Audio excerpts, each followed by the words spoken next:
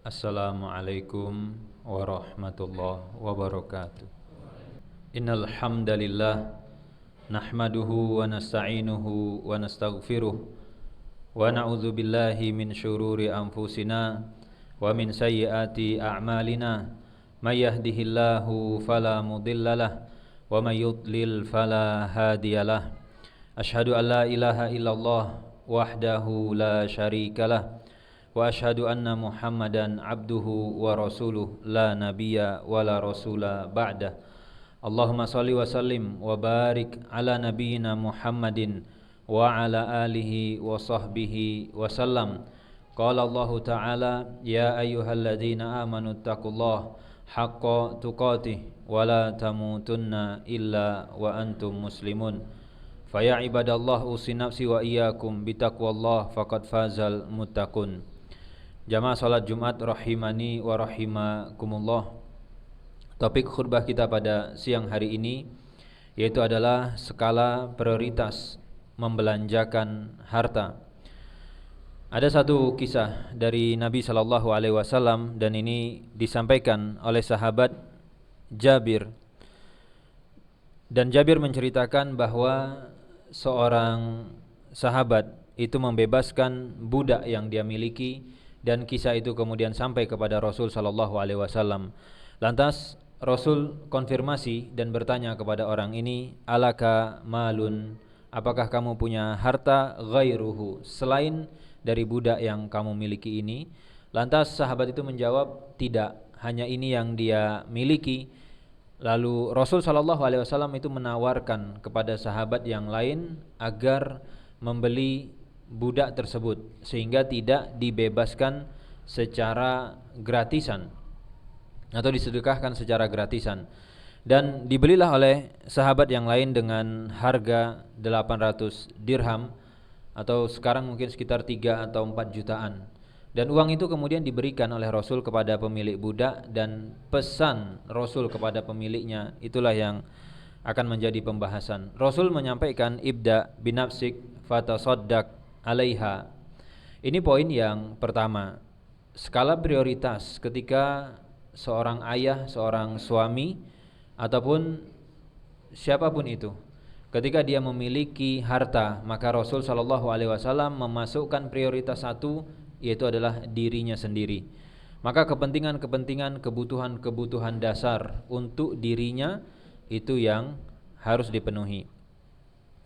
Dan kata Rasul yang berikutnya adalah fa in fadala syai'un fali ahlika. Kalau cukup kebutuhan dirinya, maka yang berikutnya adalah orang terdekatnya, dan dalam hal ini tentu adalah pasangan dan anak-anaknya. Sehingga ketika harta yang dimiliki itu pas-pasan dan tidak cukup untuk pasangan ditambah orang tua, maka secara skala prioritas yang harus didahulukan itu adalah nafkah kepada pasangan. Baru kemudian anak, nanti jika masih bersisa baru diberikan atau membantu orang tua. Ini jika kondisinya memang benar-benar terbatas.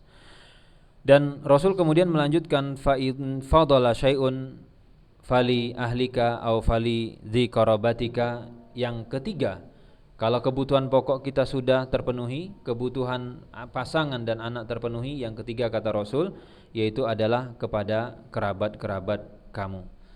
Lalu berikutnya setelah kerabat barulah berfikir untuk melakukan derma, sedekah, wakaf, infak dan yang lainnya. Pelajaran yang pertama yang bisa diambil dari hadis ini yaitu adalah kewajiban nafkah itu memiliki skala prioritas dan bertingkat. Jadi yang pertama yang harus diprioritaskan nafkah untuk diri sendiri, nafkah untuk pasangan, untuk anak, baru kemudian kerabat dan orang lain.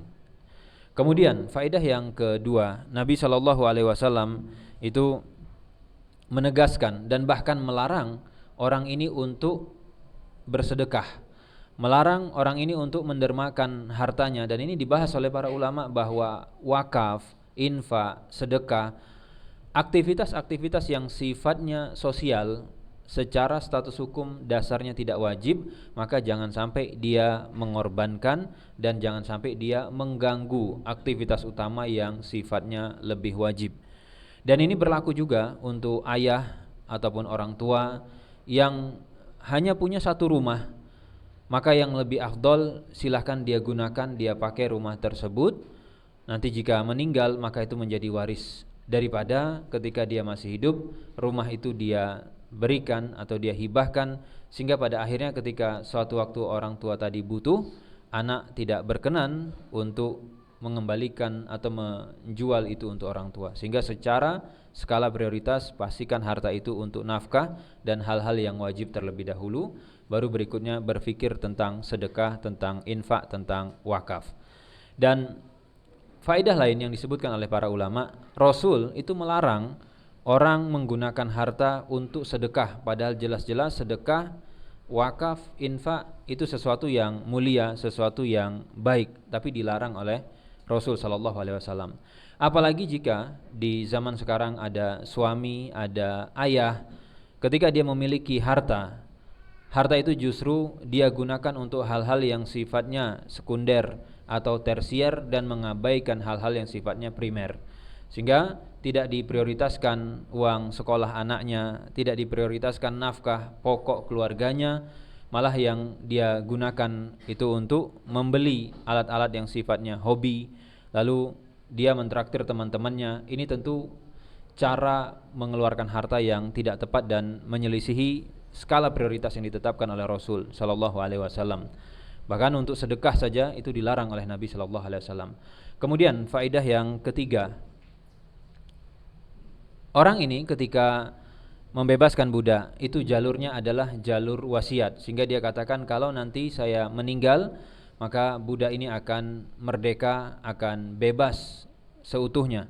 Dan Rasul sallallahu alaihi wasallam melarang hal itu. Nanti di pembahasan tentang wasiat, ulama menyarankan dan merekomendasikan angka maksimal yang bisa kita sedekahkan melalui pintu wasiat maksimal di 1/3, namun yang paling disukai dan paling afdol itu adalah di 1/5 atau sekitar 20% dari harta yang kita punya. Sehingga jamaah sholat Jumat, jika kita punya harta mungkin 10 miliar ingin berwasiat, maka wasiat yang paling afdol itu ada di 1/5 atau sekitar 2 miliaran. Dan tidak boleh seluruhnya, tidak boleh 100%, dan kalaupun di 1/3 boleh, namun itu kurang afdol. Itu 3 poin terkait dengan skala prioritas di dalam membelanjakan harta, dan diutamakan dari yang wajib, terutama nafkah, karena di zaman sekarang itu banyak sekali suami, banyak sekali ayah yang mengabaikan kewajiban-kewajiban nafkah, lalu menyandarkan dan memindahkan beban nafkah itu kepada istri, kepada pasangan.